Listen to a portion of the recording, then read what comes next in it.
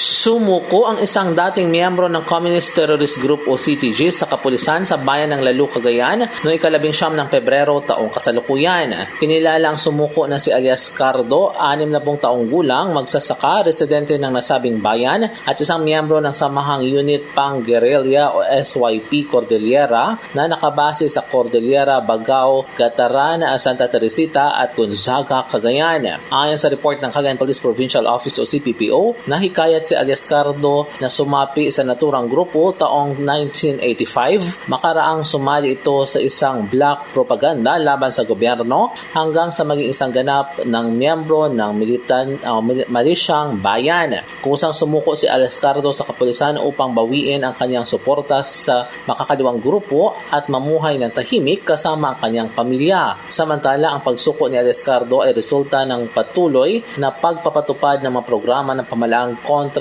insurhensya. Mula dito sa Cagayan, MJ de la Cruz para sa Radyo Alternatibo, Balita Nationwide.